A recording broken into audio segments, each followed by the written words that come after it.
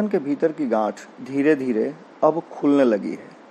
मामले जो उलझे हुए थे वो सुलझते दिख रहे हैं और एक दूसरे से संवादहीनता जो थी वो अब संवाद में बदलने लगी है।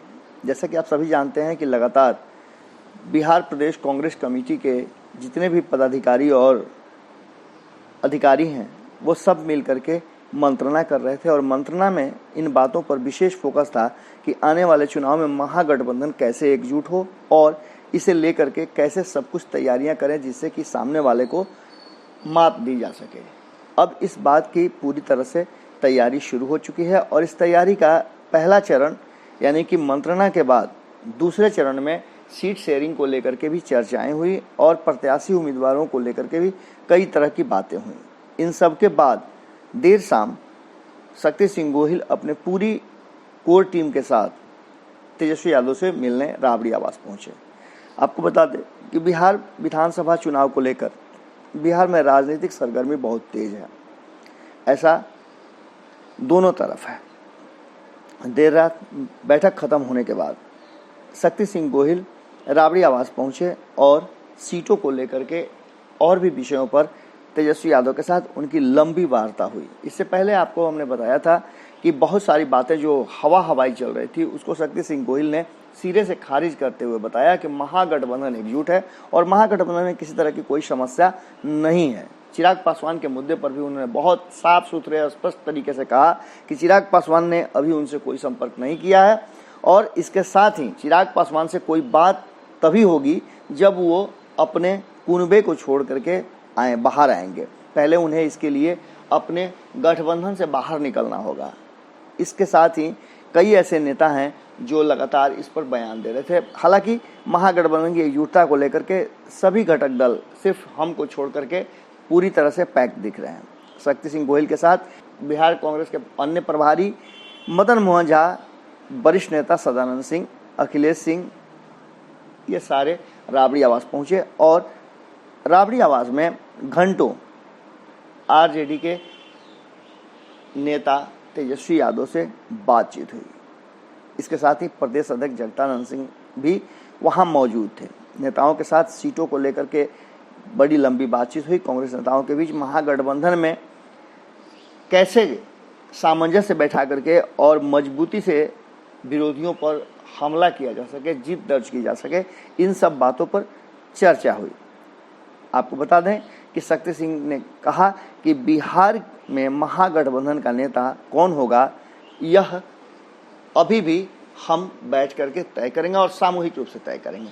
इस बात को लेकर के कहीं ना कहीं आरजेडी को थोड़ी नाराजगी जरूर हुई होगी।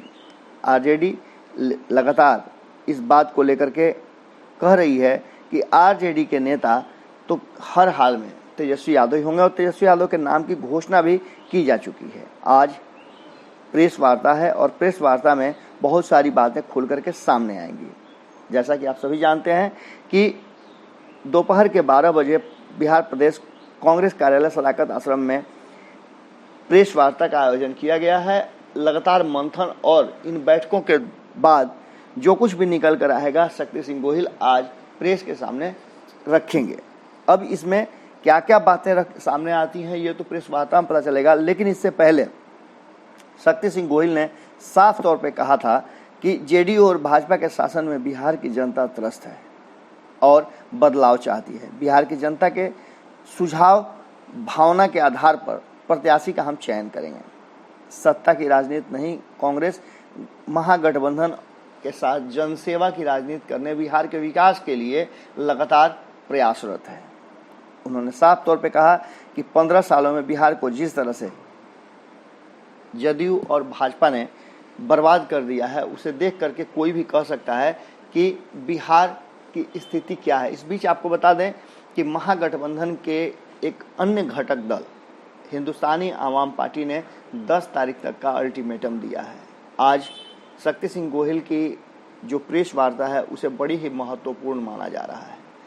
घंटों चली बैठक के बाद कहा यह जा रहा है और संभावना व्यक्त की जा रही है कि इन मुद्दों पर बहुत गहराई से चर्चा हुई। सीट शेयरिंग को लेकर के चर्चा हुई और भी कई ऐसे मुद्दे थे जिसको लेकर के आपस में कांग्रेस और आरजेडी के बीच में मंत्रणा हुई। आपको बता दें, और आप पहले से जानते भी हैं कि महागठबंधन के दो ऐसे घटक दल हैं, कांग्रेस और आरजेडी, जो एक दूसरे के पूरक हैं। जब भी जरूरत पड़ी है तो आरजेडी ने जिस तरह से कांग्रेस को टास्क दिया है या सीटों को छोड़ने की बात भी कही है, तो कांग्रेस ने कभी भी पीठ नहीं दिखाया है। लगातार कांग्रेस महागठबंधन के हित का कार्य करने के लिए तैयार और सजग नजर आई है। इसके साथ ही कांग्रेस बहुत ही भरोसे की टीम है। इसके साथ एक और भी बात है कि कांग्रेस के पास विकल्प भी बहुत सीमित हैं।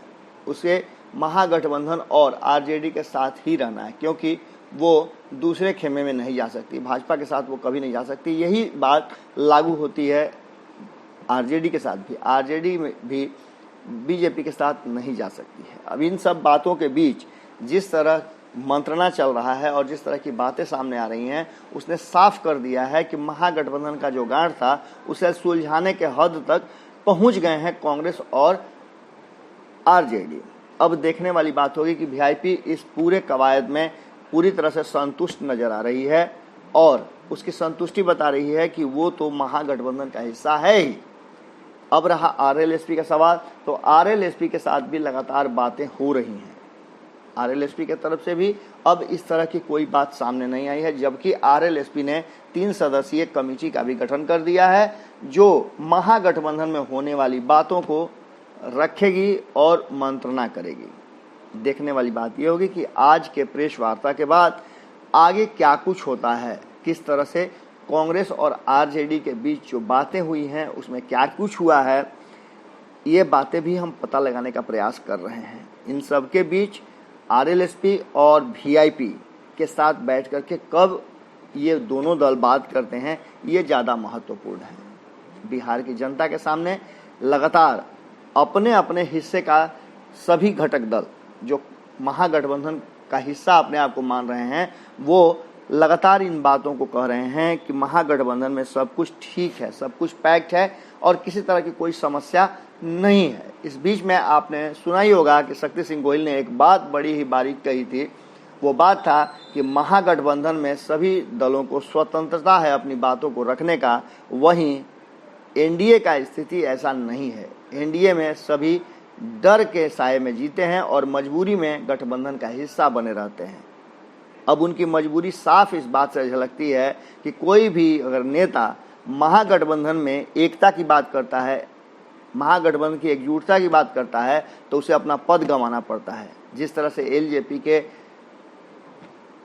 एक पदाधिकारी को मुअत्तल किया गया, उससे साफ जाहिर होता है कि किस तरह का भीतर ही भीतर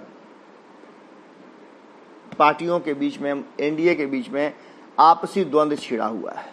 अभी तक चिराग पासवान ने एक शब्द नहीं कहा है और इस बातों से हमें कोई लेना देना भी नहीं है, क्योंकि ये तो तय माना जा रहा है कि बिहार की जनता ने महागठबंधन को अब अपना लिया है। पहले भी 2015 में भी बिहार की जनता ने महागठबंधन को ही वोट दिया था। वो तो नीतीश कुमार हैं जो कुर्सी के लालच में और भारतीय जनता पार्टी के डर से सत्ता का परिवर्तन कर लिए थे और जनता के साथ धोखा कर दिए थे। इन सब का जवाब भी बिहार की जनता को इस बार के चुनाव में लेना है।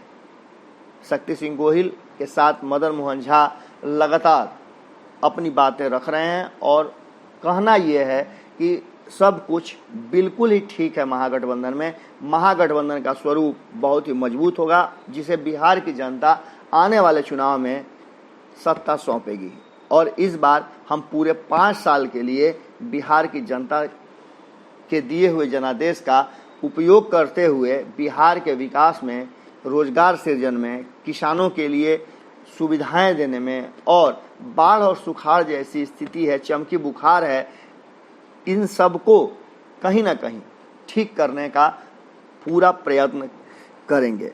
हम सेवा के लिए सत्ता चाहते हैं, न कि हम सुविधा के लिए। नीतीश कुमार जिस तरह से सत्ता को सुविधा और अपने आप को ठीक रखने के लिए करते हैं, उस तरह से हम नहीं कर सकते हैं। नीतीश कुमार लगातार जो वादा किए थे उसमें से कोई भी वादा पूरा नहीं करते हैं। डबल इंजन की सरकार ने बिहार को बर्बाद कर दिया है। अब इस बिहार को ठीक करने की जिम्मेवारी बिहार की जनता और महागठबंधन पर है। अब देखने वाली बात होगी कि आज के प्रेस वार्ता में शक्ति सिंह गोहिल क्या कुछ कहते हैं। हमें भी इंतजार है, आप भी इंतजार कीजिए। जैसे ही प्रेस वार्ता होता है हम सीधे आपके पास लेकर के पहुंचेंगे। आज के भोरे भोर में यही विराम देते हैं। अगर आपने हमारा चैनल सब्सक्राइब नहीं किया है तो जरूर कर लें। नमस्कार। बढ़ाएं अपना कदम सक्सेस की ओर शिखर करियर इंस्टीट्यूट के साथ। शिखर करियर इंस्टीट्यूट पूर्वी भारत में एकमात्र कोचिंग संस्थान जो एक्सक्लूसिवली है मेडिकल एंट्रेंस एग्जाम के लिए।